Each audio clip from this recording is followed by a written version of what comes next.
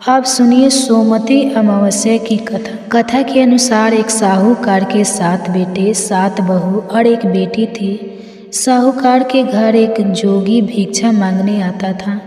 जोगी को साहूकार की बहू भिक्षा देती तो वह ले लेता था, लेकिन जब बेटी भिक्षा देती तब वह भिक्षा नहीं लेता था और कहता था कि बेटी सुहागिन तो है, पर इसके भाग्य में तो दूल्हा लिखा ही नहीं है। यह बात सुनकर बेटी को चिंता होने लगी और वह कमज़ोर होने लगी। एक दिन उसकी माँ ने पूछा कि बेटी, तुम इन दिनों इतनी कमज़ोर दिखाई देती हो।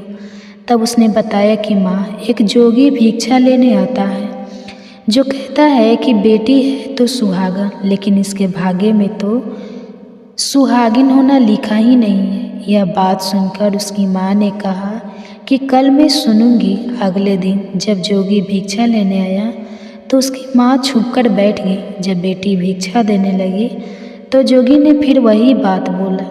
इतनी बात सुनकर उसकी माँ बाहर निकल कर आई और बोली, एक तो हम तुम्हें भिक्षा देते हैं और तुम हमें गालियाँ देते हो। तब जोगी बोला कि मैं गाली नहीं देता, जो सच है वही बोलता हूँ। जो इसके भाग्य में लिखा है मैं तो बस वही कहता हूँ। तब लड़की की माँ ने जोगी से कहा कि तुम्हें यह पता है कि इसके भाग्य में क्या होगा, क्या लिखा है, तो यह भी बता दो कि यह कैसे दूर होगा। तब जोगी बोला कि 7 समुंदर पार एक सोना धोबिन रहती है जो सोमवती अमावस्या व्रत करती है।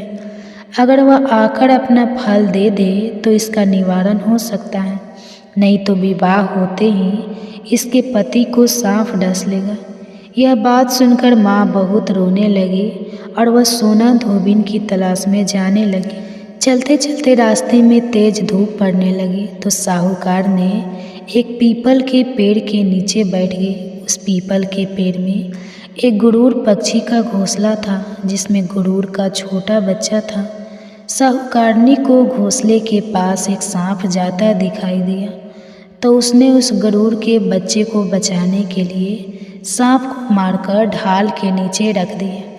जब गरुड़ और पक्षी आए तो घोंसले के पास खून देखकर क्रोधित हो उठे और साहूकारनी को चोंच मारने लगे। उन्होंने सोचा कि इसी साहूकारनी ने हमारे बच्चे को मार डाला है। तब साहूकारनी बोली कि मैंने तो तुम्हारे बच्चे की जान बचाई है। यह सांप तो तुम्हारे बच्चे को डसने वाला था, इसलिए मैंने इसे मारकर गिरा दिया। तब गुरूर ने सांप की ओर देखकर कहा कि तुमने हमारे बच्चे की जान बचाई है, अब तुम्हें जो मांगना है मांगो। तब साहूकार बोले कि मुझे 7 समुंदर पार सोना धोबिन के घर छोड़ आओ। तब गुरूर साहूकारनी को अपनी पीठ पर बैठाकर 7 समुंदर पर सोना धोबिन के घर छोड़ आया। वहाँ जाकर साहूकारनी ने सोचा कि सोनिया धोबिन को कैसे मनाया जाए। सोनिया धोबिन के 7 बहू बेटे थे। उसकी 7 बहुएं काम को लेकर रोज लड़ाई झगड़ा करती थी और काम भी नहीं करती थी। रात को जब सब सो जाते तो साहूकारनी सोनिया धोबिन के घर जाती और घर का सारा काम करती। गायों को लाती, घर की सफाई करती, रसोई का काम करती, चौकी बर्तन करती, आटा पीस कपड़े धोती, पानी भरती और दिन होने से पहले ही चली आती। सुबह उठकर बहुत सोचती कि यह सारा काम कौन कर रहा है, लेकिन कभी एक दूसरे से पूछती नहीं थी यह सब काम कर कौन रहा है। तब एक दिन धोबिन ने कहा कि तुम आजकल लड़ती भी नहीं हो, सारा काम भी ठीक से कर रही हो। तब बहुए ने कहा, सासू जी, काम तो हमें ही करना पड़ता है, चाहे हम लड़ कर करें या राजी से करें, इसलिए लड़ाई करने का क्या फ़ायदा। सोनिया धोबिन को बहुओं की बात पर विश्वास नहीं हुआ। उसने सोचा कि आज देखा जाए कि कौन सी बहुएं काम कर रही है। यह सोचकर वह रात को सोई नहीं। तभी उसने देखा कि रात को एक स्त्री आई और पूरा काम करके जाने लगी। तब सोनिया धोबिन ने पूछा कि तुम कौन हो और तुम्हें ऐसी क्या ज़रूरत आ पड़ी जो तुम इतना काम कर रही हो। साहूकारनी ने बोली कि ज़रूरत है तभी तो इतना काम कर रही हूँ। सोनिया धोबिन ने पूछा कि तुम्हें क्या चाहिए। साहूकारनी बोली कि पहले मुझे वचन दो तब बताओ। सोनिया धोबी ने वचन देकर कहा कि अब बताओ।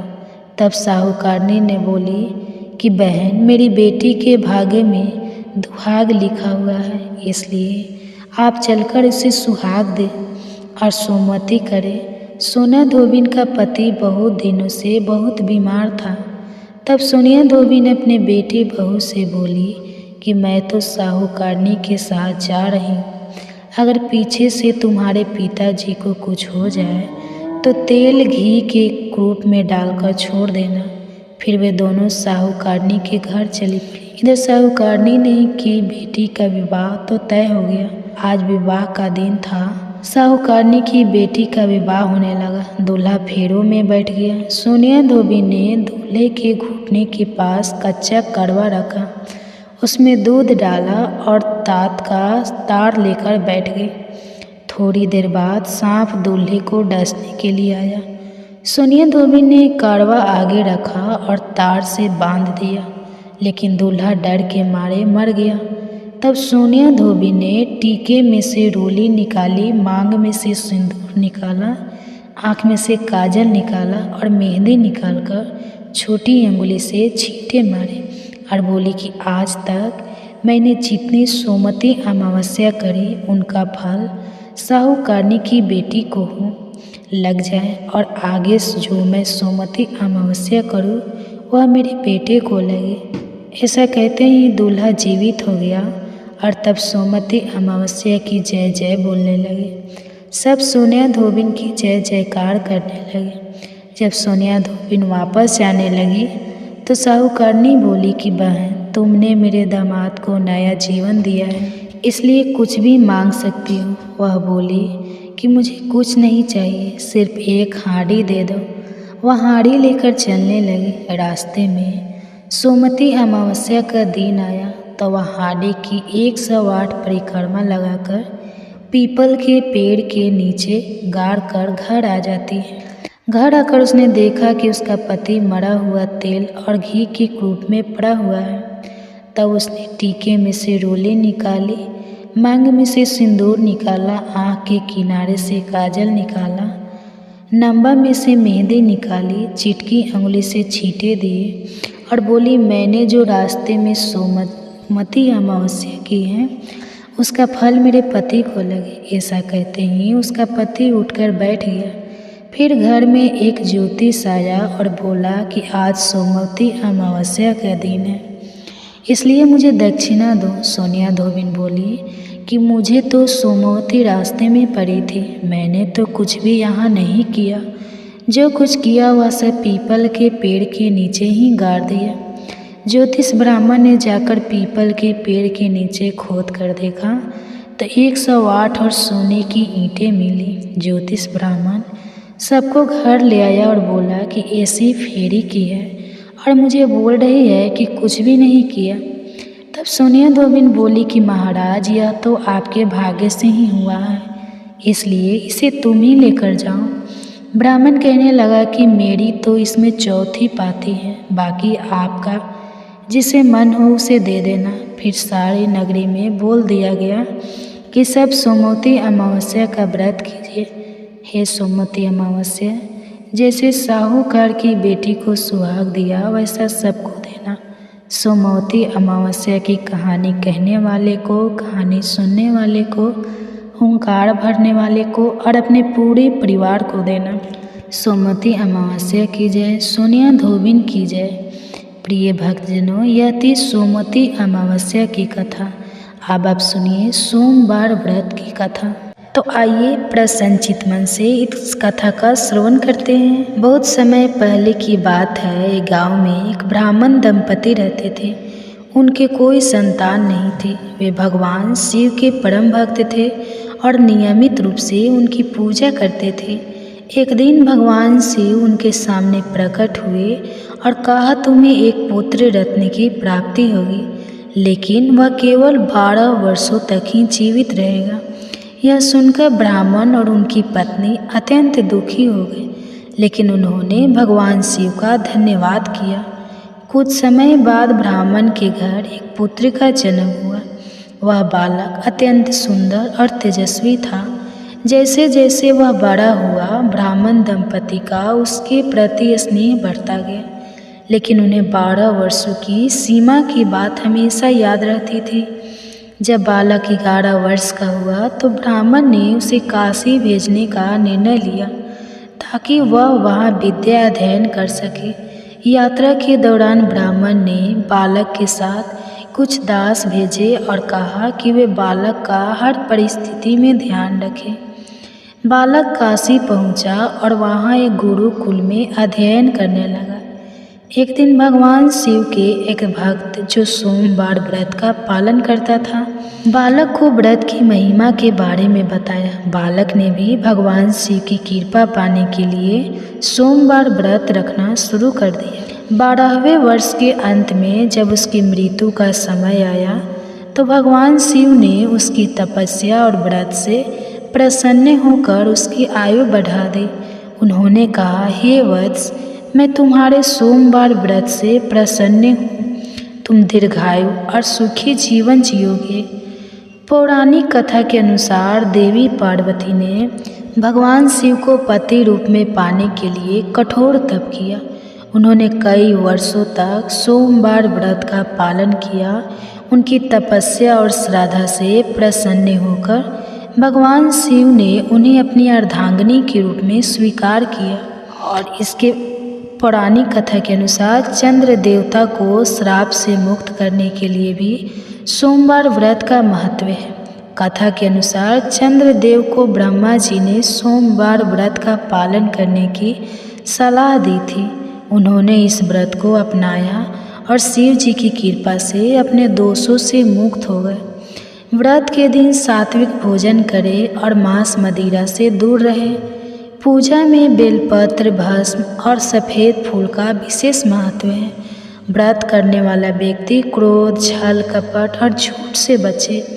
इस दिन भगवान शिव के साथ साथ माता पार्वती और नंदी की भी पूजा करनी चाहिए। सोमवार व्रत को उद्यापन करने के लिए 16 सोमवार व्रत का पालन करना चाहिए। 16वें सोमवार को भगवान शिव की विशेष पूजा करें और ब्राह्मणों को भोजन कराएं। सोमवार व्रत एक ऐसा साधन है जो भक्तों को भगवान शिव की कृपा से जोड़ता है। यह व्रत न केवल भौतिक सुख संपत्ति प्रदान करता है, बल्कि आत्मिक शांति और आध्यात्मिक उन्नति का भी मार्ग प्रशस्त करता है। सोमवार व्रत की कथा हमें सिखाती है कि भगवान शिव अपने छोटे भक्तों की छोटी से छोटी प्रार्थना को भी सुनते हैं और उन्हें उनके कर्मों के अनुसार फल प्रदान करते हैं। यदि आप भी भगवान शिव की कृपा प्राप्त करना चाहते हैं तो नियमित रूप से सोमवार व्रत का पालन करें और उनके प्रति अपनी श्रद्धा व्यक्त करें। सोमवार व्रत को भगवान शिव और देवी पार्वती की कृपा प्राप्त करने का एक प्रमुख साधन माना गया है। यह व्रत विशेष रूप से उनके लिए लाभकारी होता है जो सुख, शांति, संतान प्राप्ति, वैवाहिक जीवन में आनंद और आर्थिक उन्नति की कामना रखते हैं। इस व्रत के नियमों और कथा का पालन करने से भगवान शिव अपने भक्तों की सभी इच्छाओं को पूर्ण करते हैं। सोमवार का दिन भगवान शिव को समर्पित है।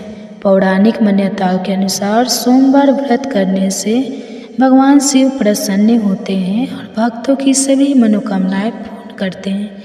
यह व्रत उन कन्याओं के लिए विशेष फलदायक होता है जो अच्छे जीवन साथी की इच्छा रखती है। विवाहित महिला इसे अपने पति की दीर्घायु और परिवार की सुख शांति के लिए करती है। सोमवार व्रत रखने के लिए व्यक्ति को सुबह जल्दी उठकर स्नान करना चाहिए और स्वच्छ वस्त्र धारण करना चाहिए। भगवान शिव का अभिषेक दूध, दही, शहद, गंगा जल और बेलपत्र से करें। पूजा में धूप, दीप, नैवेद्य और विशेष रूप से शिवलिंग पर बेलपत्र चढ़ाएं। पूजा के दौरान भगवान शिव और माता पार्वती के मंत्रों का जाप करें, जैसे ओम नमः शिवाय, ओम नमः शिवाय का जाप करें। पूजा समाप्त होने के बाद व्रत की कथा सुने और दिन भर व्रत रखें। यह व्रत निर्जला, फलाहार या केवल जल ग्रहण करके किया जा सकता है। रात्रि में भगवान शिव की आरती करके प्रसाद ग्रहण। सोमवार व्रत का महत्व हिंदू धर्म में बहुत अधिक है, विशेष रूप से उन भक्तों के लिए जो भगवान शिव की पूजा में रुचि रखते हैं। यह व्रत विशेष रूप से उन महिलाओं के द्वारा किया जाता है जो अपने परिवार को सुख, शांति, संतान सुख और पति के लंबी उम्र की कामना करती है। सोमवार अमावस्या के दिन इस व्रत का महत्व और भी बढ़ जाता है। यह व्रत सोमवार को उपवास रखने और भगवान शिव के आशीर्वाद प्राप्त करने के लिए किया जाता है। सोमवार को भगवान शिव की पूजा का विशेष महत्व है क्योंकि सोमवार चंद्रमा भगवान शिव का प्रिय ग्रह है। इसके अलावा सोमवार का दिन भगवान शिव से जुड़ा हुआ है और यह दिन उनके भक्तों के लिए खास होता है। कहते हैं कि इस दिन उपवास करने से व्यक्ति को मानसिक शांति, स्वास्थ्य, सुख और समृद्धि प्राप्त होती है। सोमवार व्रत का अनुसरण करने से पापों का नाश होता है और भक्त की सभी इच्छाएं पूरी होती है। इसके अलावा इस दिन व्रत रखने से शिव जी की कृपा प्राप्त होती है, जिससे जीवन में सुख, समृद्धि और सुख शांति बनी रहती है। सोमवार की व्रत की कथा विभिन्न पुराणों और शास्त्रों में वर्णित है। एक प्रसिद्ध कथा इस प्रकार है। प्राचीन काल में एक नगर में एक ब्राह्मणी अपने पति के साथ रहती थी। उसका पति बहुत ही दीनहीन और निर्धन था और वह जीवन में किसी भी प्रकार की सुख शांति नहीं पा रहा था। ब्राह्मणी ने अपने पति की कड़ी मेहनत के बावजूद उसकी कोई सहायता नहीं की। एक दिन ब्राह्मणी ने भगवान शिव के व्रत को करने का निश्चय किया।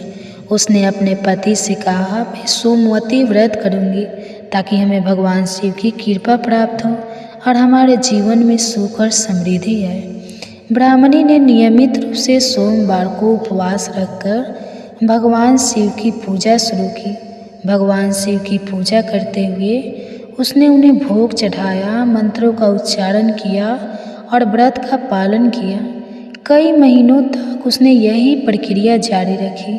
उसकी श्रद्धा और विश्वास को देखकर भगवान शिव प्रसन्न हो गए। एक दिन भगवान शिव ब्राह्मणी के घर में प्रकट हुए और बोले, तुमने अपने पति के लिए तो जो व्रत किया वह बहुत ही पुण्यकारी है। तुम्हारी श्रद्धा और समर्पण को देखकर मैं तुम्हें आशीर्वाद देता हूँ। तुम्हारा पति अब समृद्धि और सुख की प्राप्ति करेगा। तुम्हारे घर में धन, ऐश्वर्य और शांति आएगी। भगवान शिव के आशीर्वाद से ब्राह्मणी का पति एक दिन राजा बना और उसके घर में सुख समृद्धि का वास हुआ। उसने अपनी पत्नी के व्रत की महिमा को समझा और भगवान शिव के प्रति श्रद्धा बढ़ाई। यह व्रत करने से ब्राह्मणी के घर में सारी समस्याएं समाप्त हो गई और उनका जीवन सुखमय हो गया। सोमवार व्रत करने से कई फायदे हैं। सोमवार व्रत करने से सारे पाप समाप्त हो जाते हैं और व्यक्ति को पुण्य की प्राप्ति होती है। यह व्रत मानसिक शांति और सुख प्रदान करता है। भगवान शिव के आशीर्वाद से मन शांत होता है और व्यक्ति की सोच सकारात्मक होती है। व्रत के द्वारा भगवान शिव की कृपा प्राप्त करने से व्यक्ति के जीवन में धन और संपत्ति आती है। जिन महिलाओं को संतान सुख की इच्छा होती है वे सोमवार व्रत करके शिव जी से संतान सुख प्राप्त करती हैं। सोमवती व्रत रखने से व्यक्ति को शारीरिक और मानसिक स्वास्थ्य लाभ प्राप्त होता है। व्रत रखने से परिवार में प्रेम और सुख बना रहता है। सबसे पहले सोमवार के दिन सूर्योदय से पहले उठकर स्नान करें और भगवान शिव का ध्यान करते हुए उपवास का संकल्प लें। व्रत के दिन भगवान शिव की पूजा करने के लिए शिवलिंग पर जल चढ़ाएं और बेलपत्र, अक्षत, चिवड़े और दुर्वा चढ़ाएं। पूजा में गंगा जल, दूध, शहद और चीनी का भी प्रयोग किया जाता है। पूजा करते समय ओम नमः शिवाय, ओम नमः शिवाय मंत्र का जाप करें। इससे भगवान शिव की कृपा शीघ्र प्राप्त होती है। पूरे दिन उपवास रखें और केवल फल, जल या शहद का सेवन करें। रात में शिव जी की पूजा करके व्रत समाप्त करें। व्रत के बाद ब्राह्मणों या गरीबों को भोजन दान करें और उनसे आशीर्वाद प्राप्त करें। सोमवार के दिन व्रत रखने के साथ साथ साधना और श्रद्धा से पूजा करें। इस दिन किए गए व्रत और पूजा का फल बहुत ही लाभदायी होता है। सोमवार व्रत एक अत्यंत प्रभावशाली व्रत है जिसे श्रद्धा और विश्वास के साथ करने पर व्यक्ति की सभी मनोकामनाएं पूरी होती हैं। इस व्रत का पालन करने से भगवान शिव की असीम कृपा प्राप्त होती है और जीवन में सुख, शांति और समृद्धि का वास होता है। इस व्रत का महत्व विशेष रूप से महिलाओं के लिए अधिक है क्योंकि वे अपने परिवार की सुख, शांति और संतान सुख की कामना करती है। सोमवार व्रत कथा और इसका अनुसरण करने से जीवन में कई प्रकार के सुख और समृद्धि के द्वार खुलते हैं। यदि इस व्रत को श्रद्धा और पूरे निष्ठा से किया जाए तो भगवान शिव की कृपा जीवन में निश्चित रूप से होती है। तो ये कथा आपको कैसी लगी? सोमवार व्रत की कथा हमें कमेंट्स करके ज़रूर बताएं। आप सुनिए भगवान शिव की आरती और चालीसा। हर हर महादेव, ओम नमः शिवाय। प्रिय श्रोताओं, आज हम श्रवण करेंगे सोमवार की व्रत कथा।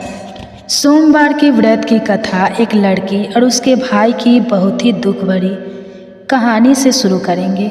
दोस्तों, यह कहानी बहुत ही इमोशनल एवं ज्ञानवर्धक है। इस कहानी से आपको बहुत कुछ सीखने को मिलेगा, इसलिए कहानी को पूरा जरूर सुनना। प्रिय श्रोताओं, स्वागत है आपका हमारे YouTube चैनल वंदना काव्या में। प्रिय श्रोताओं, हम इस कहानी को शुरू करें और आप इस वीडियो में खो जाए इससे पहले अगर आप हमारे चैनल पर पहली बार आए हैं तो हमारे YouTube चैनल को सच्चे दिल से मानते हो तो कमेंट में सच्ची श्रद्धा से हर हर महादेव जरूर लिखें। दोस्तों, मैं भगवान शिव से प्रार्थना करता हूँ कि हे भोलेनाथ, जो भी भक्त इस वीडियो को पूरा देखेगा और कमेंट में सच्ची श्रद्धा से हर हर महादेव लिखेगा, उनके घर परिवार को सुख, शांति और संपत्ति से भर देना और अपना आशीर्वाद हमेशा उसके ऊपर बनाए रखना। तो आइए श्रोताओं, इस छोटी सी कहानी को आपको सुनाते हैं। दोस्तों, किसी गांव में एक ग्वाला अपने बीवी बच्चों के साथ रहता था। उसके एक बेटा और एक बेटी थी। वे ग्वाला था तो उसके पास बहुत गाय और बछड़े थी। वे गायों को चराने जाता था और गायों का दूध, दही, घी बेचकर ही अपने परिवार का पालन पोषण करता था। जितना कमाता था उसकी पत्नी उसी में संतुष्ट थी और अपने बच्चों को पाल रही थी। एक दिन उसकी पत्नी बहुत बीमार हो गई और उसकी मृत्यु हो गई। अब ग्वाले के ऊपर ही अपने दोनों बच्चों की जिम्मेदारी आ गई। कहते हैं कि अगर पिता मर जाए तो माँ अपने बच्चों को सही तरीके से पाल लेती है, लेकिन एक पिता ऐसा नहीं कर पाता। उस ग्वाले को भी बहुत परेशानी हो रही थी। वह गाय चराने जाता तो अपने बच्चों के लिए भोजन तैयार नहीं कर पाता। बच्चे अभी छोटे थे। बेटी 10 साल की थी और बेटा 8 साल का।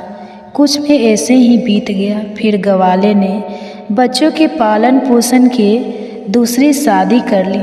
ग्वाले की दूसरी पत्नी घर आ गई। ग्वाले के बच्चे को बिल्कुल भी पसंद नहीं करती थी और ग्वाला भी अपनी दूसरी पत्नी के साथ खुश रहने लगा। अब ग्वाला अपनी दूसरी पत्नी की ही सारी बात मानता था। धीरे धीरे समय बीतता है और बच्चे और बड़े हो जाते हैं। लड़का 12 साल का हो जाता है। उसकी दूसरी माँ लड़के को बिल्कुल भी पसंद नहीं करती थी। एक बार वे अपने पति से कहती है कि आप गाय बछड़ों को चराने जाते हो। अब लड़का बड़ा हो गया है, अब से गाय बछड़े चराने यह लड़का जाएगा। फिर बेचारा लड़का रोज़ सुबह जंगल में गाय बछड़े चराने जाता और शाम को वापस आता। इधर लड़की भी बड़ी हो गई थी। वे घर का सारा काम करती और खाना बनाती और अपने भाई को अपने हाथों से खाना खिलाती। वह लड़की भगवान शिव के परम भक्त थी। वे भगवान शिव का रोज़ पूजा पाठ करती थी। वह दोनों भाई बहन एक दूसरे को बहुत प्यार करते थे और दोनों आपस में बातें करते कि पता नहीं हमारे पिताजी को क्या हो गया है। वह हम पर बिल्कुल भी ध्यान नहीं देते। जब से हमारी माँ की मृत्यु हुई है, हमारे कितने कष्ट भरे दिन आ गए हैं। तब बहन अपने भाई को समझाती है कि तुम बिल्कुल भी चिंता मत करो, तुम्हारी बड़ी बहन है ना। यह कहकर वे अपने भाई को ढाढ़स बढ़ाते हैं। फिर भाई कहता है, दीदी मुझे माँ की बहुत याद आती है। अगर आज हमारी माँ होती तो हमें कितने प्यार से खाना खिलाती। दोनों भाई बहन अपनी माँ को याद करके रोने लगे। ऐसे ही दिन बीत रहे थे। एक दिन लड़का गाय चराने जंगल गया। जंगल में लड़के को एक शेर मिल गया तो लड़का दौड़कर एक पेड़ पर चढ़ गया और शेर से कहा, शेर भाई तुम मुझे क्यों खाना चाहते हो? तब शेर ने कहा, भाई मैं बहुत भूखा हूँ। अगर तुम चाहते हो कि मैं तुम्हें ना खाऊं तो तुम मुझे गाय बछड़ा दे दो जिसे खाकर अपनी भूख मिटा सकूं। लड़के ने कहा, भाई मैं अपनी बहन का इकलौता सहारा हूँ। मेरी बहन तो रो रो कर मर जाएगी। मेरे पिता और सौतेली माँ है जो हम दोनों पर बहुत अत्याचार करते हैं। मैं अपनी बहन की उम्मीद नहीं टूटने दे सकता। अगर फिर भी तुमने मुझे खाना है या गाय और बछड़ा खाना है तो मैं नहीं कह सकता, क्योंकि इसके लिए मुझे अपने माता पिता से पूछना होगा। तब शेर ने कहा, ठीक है, कल तुम अपने माता पिता से पूछ कर आना। फिर लड़का शाम को अपने घर गया और अपने पिता से कहा, पिताजी आज मुझे जंगल में शेर मिला। अभी पूरी बात हुई भी नहीं थी कि उसके पिता ने दो उसे चाटना लगा दी। फिर वह रोने लगा। रोते रोते उसने कहा, पिताजी मैं आपसे कुछ कहना चाहता हूँ, आप मेरी बात को सुन लीजिए। जैसे तैसे लड़के ने अपने पिता को सारी बात बताई कि जंगल में उसे कल एक शेर मिला था, वह मुझे खाएगा, यह गाय और बछड़े को। यह सब बात उसकी सौतेली माँ सुन रही थी।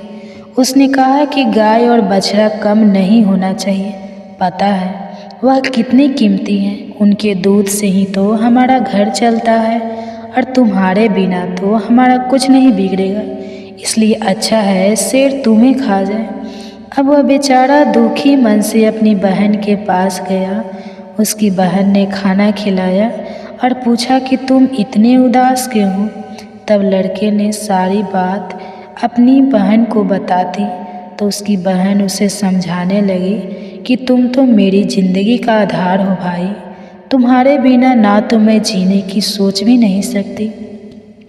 अगर तुम्हें कुछ हो गया तो मैं भी जिंदा नहीं रहूँगी। इसलिए तुम जंगल को जाना और एक बछड़ा शेर को खाने को दे देना। अगर गाय जिंदा रहेगा तो दूसरा बछड़ा और आ जाएगा। और उसके पिता ने भी यही कहा था कि शेर तुझे खा जाएगा तो पुत्र तो और भी हो जाएगा। यह सारी बातें बहन ने सुन ली थी तो भाई ने कहा, ठीक है। वह दूसरे दिन वह फिर जंगल में गया तो शेर उसका इंतज़ार करता मिला। शेर ने कहा, कहो तुम अपने माता पिता से आज्ञा लेकर आए हो या मैं तुम्हें खा लूँ? तब लड़के ने सारी बात शेर को बताई और कहा, मेरी बहन ने कहा है कि तुम एक बछड़े को खा लो। फिर शेर बछड़े को लेकर अपनी गुफा की तरफ चला गया और लड़का खुशी खुशी अपनी गाय चराने लगा और शाम को अपने घर आ गया तो उसके माता पिता गाय बछड़ों की गिनती करने लगे तो एक बछड़ा कम था। वह समझ गए कि वह बछड़ा लड़का शेर को दे आया है। इस बात पर वह दोनों बहुत गुस्सा हो गए और उसे मारने लगे। उसके पिता ने उसे डंडे से इतना मारा कि वह बेहोश होकर गिर पड़ा। उसकी बहन यह सब देख रही थी और उसको बहुत बुरा लग रहा था, लेकिन वह कर भी क्या सकती थी।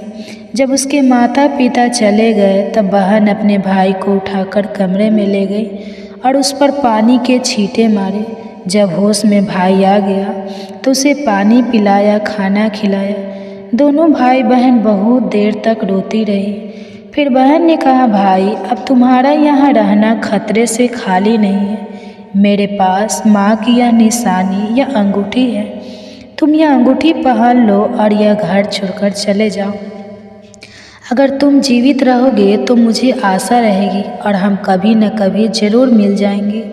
भाई की समझ में बहन की सारी बात आ रही थी, लेकिन उसने कहा, बहन तुम ठीक कह रही हो, लेकिन मैं तुम्हें यहाँ अकेले छोड़कर कैसे जाऊं, कैसे चल जाऊं माँ, तुम पर भी तो अत्याचार करती है, सब काम करवाती है, मारती पीटती है। तब बहन ने कहा, भाई अगर तुम ठीक रहोगे तो मैं सब सहन कर लूँगी, लेकिन तुम यहाँ से चले जाओ। भाई अपनी बहन की बात मान लेता है और एक धागा उठाता है और अपनी बहन की कलाई में बांध देता है। यह मेरी निशानी है, जब भी हम मिलेंगे तो यह देखकर एक दूसरे को पहचान लेंगे। तुम यह धागा टूटने मत देना। बहन ने कहा, ठीक है भाई। जब दोनों भाई बहन बातें कर रहे थे तो उनकी सौतेली माँ सब बातें सुन रही थी। तब मन में सोचने लगी, अच्छा यह बात है, इन्हें अभी मज़ा चखाता हूँ। जब लड़का और लड़की सो गए तो सौतेली माँ ने अपने पति से कहा कि मुझे तो इस लड़के का मांस खाना है। पति ने कहा, ठीक है, अगर तुम्हारी ज़्यादा इच्छा होती है तो मैं अभी इसका मांस लेकर आता हूँ। बाप इतना निर्दय, इतना कठोर हृदय का हो गया कि उसने अपने बेटे को उठाया और बाहर ले गया और कुल्हाड़ी से उसके छोटे छोटे टुकड़े कर दिए। फिर टुकड़े लेकर अपनी पत्नी के पास आया और कहा, यह लो, खा लो। तब उसकी पत्नी ने उन टुकड़ों की सब्जी बनाई और खाना बनाया। फिर उसने एक थाली अपने लिए और एक पति के लिए लगाई। तभी उसके मन में विचार आया कि भाई बहन का बहुत गहरा प्यार है, तो बहन को उसके भाई के मांस जरूर खिलाना चाहिए। तो उसने बहन को बुलाया और एक थाली उसके लिए भी लगाई और कहा, खाओ। तब वो सोचने लगी कि इतने प्यार से तो माँ ने कभी खाना नहीं दिया, ज़रूर कोई बात है। जब वह खाना खाने लगे तो बहन ने देखा कि थाली में वही अंगुली आ गई जिससे वे अंगूठी थी। बहन तुरंत समझ गई, क्योंकि वह सुबह से अपने भाई को खोज रही थी, लेकिन वह उसे कहीं दिखाई नहीं दी। उसका शक यकीन में बदल गया। वे अंगूठी देखकर हैरान हो गई और अंदर जाकर ज़ोर ज़ोर से रोने लगी और भगवान शिव से कहने लगी, हे भगवान, यह क्या हुआ? इन लोगों ने मेरे भाई को मार डाला, अब मैं अकेली रह गई। अब वे रोए जा रही थी। तभी उसे बड़े बूढ़ों की याद आ गई कि किसी इंसान की मुक्ति तब तक नहीं होती जब तक कि उसकी अस्थियां नदी में विसर्जित नहीं होती। उसने सोचा, मेरे भाई की भी तो मुक्ति भी नहीं होगी, यह लोग तो उसे मारकर खा गए। तभी उसने वे अंगूठी उठाई और चलते चलते वे नदी के किनारे पहुंच गई। वह अंगुली को अपने हाथों में लेकर ज़ोर ज़ोर से रोने लगी। वह भगवान को याद कर रही थी, क्योंकि वह लड़की बहुत धार्मिक थी। वे रोज़ भगवान शिव का पूजा पाठ किया करती थी, सोमवार का व्रत रखती थी और हमेशा भगवान से यही प्रार्थना करती थी कि हे भगवान, मेरे भाई की रक्षा करना। उसकी दिन भी रोते रोते कह रही थी, हे भगवान, मेरे इस संसार में कोई नहीं है। एक भाई था, उसे भी तुमने ले लिया, माँ को तो पहले ही छीन लिया। अब मैं किसके लिए जीवित रहूँगी? मैं भी इसी नदी में कूदकर अपनी जान दे दूँगी। फिर उंगली उसने नदी में डाली और भगवान से प्रार्थना की, हे भगवान, मेरे भाई को मुक्ति देना। वह जहाँ कहीं भी है उसकी आत्मा को शांति मिले। फिर नदी में कूदने वाली होती है तो उसने देखा कि जो उंगली उसने नदी में डाली है वे तोता बनकर उड़ गया और नदी के पास एक पेड़ था, उस पेड़ पर जाकर बैठ गया। फिर तोते ने कहा, बहन, तुम क्यों दुखी होती है? मैं तेरा भाई हूँ। बहन, तुम्हें यह बहुत अच्छा किया जो तुमने यह उंगली नदी में डाल दी, इससे मेरी मुक्ति हो गई और मुझे तोते का जन्म मिल गया। बहन, तुम चिंता मत करो, मैं तोता बनकर भी तुम्हारी हर तरह से मदद करूँगा। हम दोनों आपस में सुख दुख की बात है किया करेंगे। यह देखकर बहन बहुत खुश हुई कि चलो, मेरा भाई साथ तो है, किसी भी रूप में सही। फिर बहन घर वापस आ गई। सौतेली माँ उसे सारा काम करवाती और बहुत खुश होती कि चलो, इसके कोई भाई नहीं है, इसके भाई से तो पीछा छूटा। लेकिन वे लड़की जल्दी से अपना काम पूरा करती और बाग बगीचे में जाती। वहाँ उसका भाई उसका इंतज़ार करता रहता था। दोनों भाई बहन खूब बातें करते। वे अपनी बहन को अच्छे अच्छे फल खिलाता, सावन का महीना चल रहा था। लड़की सावन महीने में पूजा पाठ करती, सावन सोमवार का व्रत रखती और पूजा पाठ करने के बहाने ही वे बगीचे में जाती थी। भाई ने बहन से कहा, बहन तुम चिंता मत करना, यदि माँ पिताजी तुम्हें यहाँ ना आने दे तो मैं घर के बाहर किसी डाल पर बैठ जाऊँगा। बहन बहुत खुश थी, वे मन में बहुत खुश रहने लगी। रक्षाबंधन का त्यौहार आने वाला था तो भाई ने सोचा मुझे अपनी बहन के लिए कुछ करना चाहिए। यह वहाँ निर्दय लोगों के साथ रहती है, जो उन्होंने मेरे साथ किया कहीं मेरी बहन के साथ ना कर दे। मुझे उनसे बदला लेना होगा। फिर उसने भगवान से प्रार्थना की कि हे भगवान मेरी बहन की रक्षा करना। तभी वह एक लोहार के पास पहुंचा। लोहार से तोते ने कहा, पिता ने मारा, माँ ने मरवाया, बहन सरासर रोई थी, मैं हरियर तोता बन उड़ाया। फिर वह लोहार कहने लगा, तुम क्या कह रहे हो, मेरी तो कुछ भी समझ में नहीं आया। फिर उसने वही दोहराया, पिता ने मारा, माँ ने मरवाया, बहन सरासर रोई थी, मैं हरियर तोता बन उड़ाया।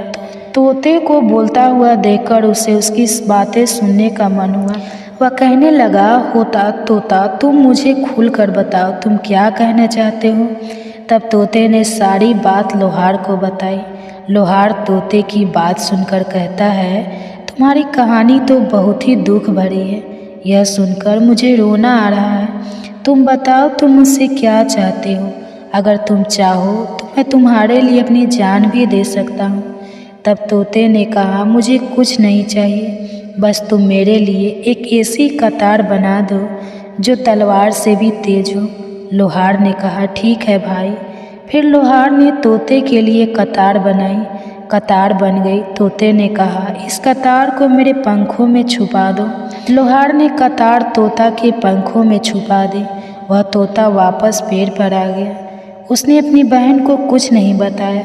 उसकी बहन उससे मिली, बातें की, साथ में भोजन किया और वे घर वापस चली गई। अगले दिन तोता एक सुनार के पास गया और सुनार से भी वही बातें कही कि बाप ने मारा, माँ ने मरवाया, बहन सरासर रोई, मैं हरियर तोता बन उड़ाया। सुनार ने कहा, तुम क्या कह रहे हो, मेरी समझ में कुछ नहीं आ रहा है। वे फिर से वही कहने लगा। सुनार को भी उसकी बातें जानने की इच्छा हुई कि यह क्या कहना चाहता है। सुनार ने तोते से कहा कि तुम मुझे सीधे सीधे बताओ, तुम क्या कहना चाहते हो। तो तोता ने सुनार को भी अपनी सारी बात बता दी। सुनार भी तोते की बात सुनकर बहुत दुखी हुआ। सुनार को उससे बहुत हमदर्दी हो जाती है और सुनार भी उसकी बातें सुनकर रोने लगता है। फिर सुनार कहता है, बताओ मैं तुम्हारी क्या मदद कर सकता हूँ।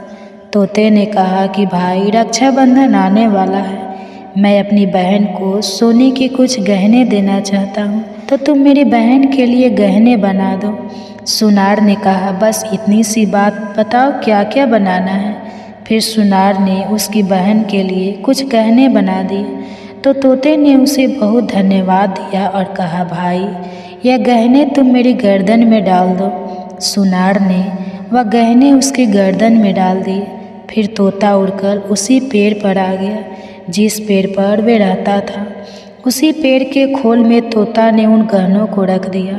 फिर रक्षाबंधन का त्यौहार आया तो उसकी बहन उसे राखी बांधने आई, तो दोनों भाई बहन बहुत खुश हुए। तोते ने सारे गहने अपनी बहन को दिए। गहने पाकर बहन बहुत खुश हुई। फिर उसने पूछा कि तुम्हारे पास ये गहने कहाँ से आए। तोते ने कहा, मेरा एक दोस्त है, उसने मुझे बनाकर दिए हैं। फिर बहन खुशी खुशी घर चली गई। जब सौतेली माँ ने उसे गहने पहने हुए देखा तो जल भून गई और उसे मारते हुए बोली, ये गहने कहाँ से चोरी करके लाई है। तब उसने कहा, माँ मैंने यह गहने कहीं से चुराए नहीं है, यह तो मेरे भाई ने मुझे दिए हैं। जो एक तोता है वह सौतेली माँ को पूरी बात नहीं बताती कि उसका भाई ही तोता बन गया है। उसने कहा, एक तोता है, वह मुझसे बातें करता है और मैंने उसे अपना भाई बना लिया है, उसी ने मुझे यह गहने दिए हैं। तब सौतेली माँ सोचने लगती है कि ऐसा कौन सा तोता है जो इसका भाई बन गया है। जैसे तोते तो एक भाई से पीछा छुड़ाया है, अभी दूसरा भाई कहाँ से आ गया। फिर दूसरे दिन उसकी माँ उस तोते को ढूंढने जंगल में जाती है। तभी उसे तोता दिखाई देता है। वे तोते को पकड़ने की कोशिश करती है, लेकिन तोता उसके हाथ में नहीं आता। थक हार कर बैठ जाती है। कुछ देर बाद फिर तोते को पकड़ने की कोशिश करती है, लेकिन तोता उसकी पकड़ में नहीं आता। वह सोचती है कि कैसे मैं इसे पकड़ूं और इसे मार दूं। इससे ज़्यादा भाई बनने का शौक़ है। सुबह से शाम तक तोते को पकड़ने की कोशिश करती है, लेकिन तोते को नहीं पकड़ पाती। फिर वे घर आती है तो उसका सारा गुस्सा उस लड़की पर निकलता है। वे उसे सारे गहने भी छीन लेती है। अगले दिन लड़की तोते से मिलने जाती है। फिर तोता कहता है, बहन, जो गहने मैंने तुम्हें दिए थे वह कहाँ हैं? तब बहन कहती है, भैया, वह गहने तो माँ ने छीन लिए। यह सुनकर तोता को बहुत गुस्सा आता है और वह कहता है, बस अब इनके पाप का घड़ा भर चुका है, अब इनको सज़ा मिलनी ही चाहिए। फिर वह तोता उस घर से बाहर एक पेड़ की डाल पर बैठ जाता है और इंतज़ार करता है कि उसके माता पिता कब बाहर निकले। तब लड़की बाहर को कुछ काम कर रही थी तो उसकी माँ किसी बात पर उसे डांट रही थी और उसे मार रही थी। तभी उसका पिता भी बाहर आ जाता है और लड़की को मारने लगता है। यह सब तोता पेड़ पर बैठकर देख रहा था। उससे यह सब देखा नहीं गया और वह अपनी सौतेली माँ और बाप पर झपट पड़ा। उसके पंखों में जो कतार थी उसने उन दोनों की आंखों में गुस्सा थी। अब दोनों अंधे हो गए और तड़पने लगे। फिर उसने अपनी चोंच से कतार उठाई और उन पर वार कर दिया। फिर दोनों जमीन पर गिर पड़े। तोते ने कहा, तुम दोनों ने बहुत पाप किए हैं, मैं तुम दोनों को नहीं छोड़ सकता। तब वो दोनों कहते हैं कि तुम्हारा हमसे क्या बैर है। तब तोते ने कहा, तुमने तो मुझे मारकर खा लिया और पूछ रही हो कि तुम्हें क्या बैर है। फिर वह दोनों तड़प तड़प कर मर जाते हैं। तब तोता अपनी बहन से कहता है कि चलो अब हम यहाँ नहीं रहेंगे। अगर यहाँ रहेंगे तो हमें अपने दुख याद आएंगे, हम उनको कभी भूल नहीं पाएंगे और दुखी रहेंगे। तो उसकी बहन कहती है, हाँ भैया, अब हम यहाँ नहीं रहेंगे, अब हम ऐसी जगह रहेंगे जहाँ कोई हम दोनों को अलग ना कर सके। फिर वह वहाँ से चलते हैं तो चलते चलते एक मंदिर में पहुँच जाते हैं। फिर तोता कहता है, बहन, इससे अच्छी जगह हमें कोई और नहीं मिल सकती। अब दोनों भाई बहन उस मंदिर में रहने लगते हैं। बहन तो पहले ही पूजा पाठ करती थी, सोमवार का व्रत रखती थी। अब तोता भी पूजा पाठ करता है। पास में ही एक सरोवर था। उसे अपनी पंख गीले करके लाता है, उस शिवलिंग पर जल चढ़ाता है और लड़के भी भगवान शिव और पार्वती की पूजा करके ऐसे ही दिन बीत रहे थे। उसकी सच्ची भक्ति को देखकर एक दिन माँ पार्वती ने भगवान शिव से कहा कि देखो कितने दुखिया बहन भाई हैं, इनको देखकर मुझे रोना आता है। यह कितने तन मन से आपकी सेवा करते हैं, आपको इनका दुख दूर करना चाहिए। तब शिवजी ने कहा, हे पार्वती, यह तो संसार सागर है, हम किस किस का दुख दूर करेंगे। लेकिन पार्वती माँ हट करने लगी और कहने लगी, नहीं भगवान, आपको इनके दुख को दूर करना ही होगा। तो भगवान शिव पार्वती माँ के हट के आगे मान जाते हैं। जब वो दोनों भाई बहन पूजा कर रहे थे तो भगवान शिव और पार्वती प्रकट होते हैं और उनसे मनचाहा वरदान मांगने को कहते हैं। तो लड़की ने कहा, हे भगवान, मुझे तो कुछ नहीं चाहिए, मैं तो बस इतना चाहती हूँ कि मेरा भाई पहले वाले रूप में आ जाए और हम भाई बहन को कोई अलग ना कर सके। उसकी यह बात सुनकर भगवान शिव और पार्वती बहुत खुश होते हैं और उन्हें वरदान देते हैं कि उसका भाई पहले जैसा हो जाए। फिर भगवान शिव पार्वती की कृपा से वे लड़का पहले जैसा हो गया और अब भाई बहन बहुत खुश हो गए और भाई बहन खुश होकर भगवान शिव की पूजा करने लगी और बड़े प्यार से रहने लगे। तो दोस्तों, यह थी आज की ज्ञानवर्धक वीडियो। अगर आप ऐसे ही रोचक कहानियों का लाभ अधिक से अधिक लेना चाहते हैं तो इस वीडियो को लाइक करके हमारे इस चैनल वंदना काव्या को अभी सब्सक्राइब करें और इस वीडियो को अपने दोस्तों एवं परिवार के साथ साथ शेयर भी जरूर करें। और दोस्तों, अगर आप भी मेरी तरह भगवान शिव की भक्त है तो कमेंट बॉक्स में सच्ची श्रद्धा से हर हर महादेव जरूर लिखिए।